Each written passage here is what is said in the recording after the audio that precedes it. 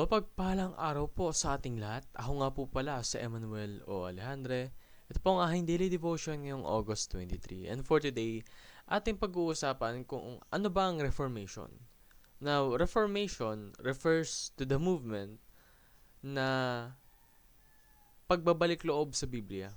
Kumbaga, there was a certain period of time na yung mga tao ginawa nilang goal na bumalik sa Biblia in terms of worship, na pinaglaban nila yung karapatan ng mga taong hindi kayang magbigkas o magbasa ng Latin, at ginawa nilang accessible yung Bible sa mga taong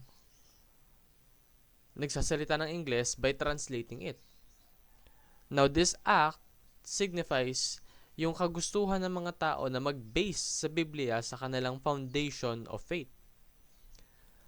Sabi nga sa Acts chapter 17 verse 11, "Now the Berean Jews were of more noble character than those in Thessalonica, for they received the message with great eagerness and examined the scriptures every day to see if what Paul said was true."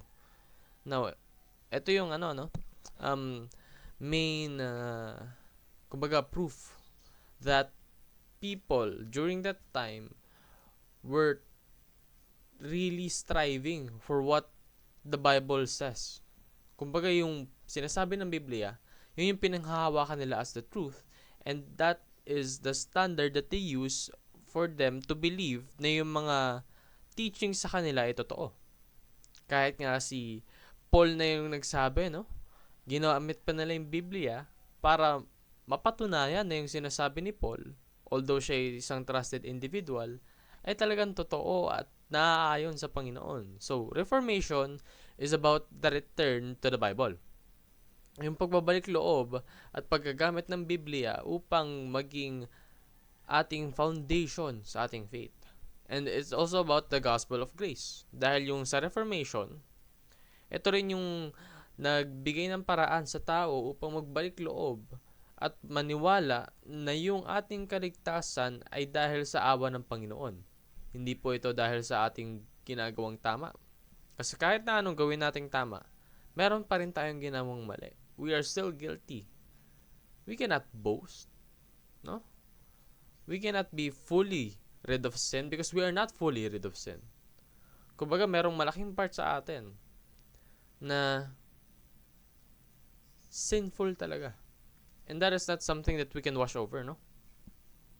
So, we shouldn't believe na dahil lang meron tayong ginawang tama, meron tayong ginawang kabutihan sa ating kapwa, ay mapupunta na agad tayo sa langit or maliligtas na agad tayo, because that is not the case. We are going to be saved because of the grace of God by faith in Christ Jesus. So, Reformation is about Lordship of Christ. Kumbaga yung pagsisilbi natin sa Kanya.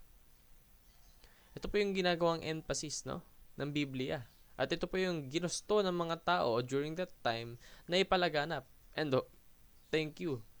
Glory to God. Dahil yun nga, nagtagumpay sila. Although, yung mga sakripisyo ng tao na yun ay nag-cause sa kanilang demise. Kumbaga, may mga taong nag-translate from Latin to English na hindi nagkaroon ng magandang ending, no? Kasi pinarusahan sila sa kanilang ginawang sakripisyo. So, seek the original source, the Bible. Yung Biblia, ito po yung foundation natin. Ito po yung dapat na ginagamit natin upang maging matatag ang ating paninindigan at ating pananampalataya sa Panginoon. And let's share the gospel of God's grace. Ipalaganap natin yung kaalaman na alam natin. Ipaalam natin na ang ating pinaniniwalaan ay base sa Biblia at ang Biblia ay totoo, na tayo'y maliligtas dahil sa awa ng Panginoon at dahil sa ating pananampalataya kay Kristo Jesus at sa kanyang ginawa sa krus. So, surrender all under the Lordship of Christ. Yun lamang po ang aking daily devotion. Maraming salamat sa pakikinig. Pagpalain po tayong lahat, and let us all give glory to God.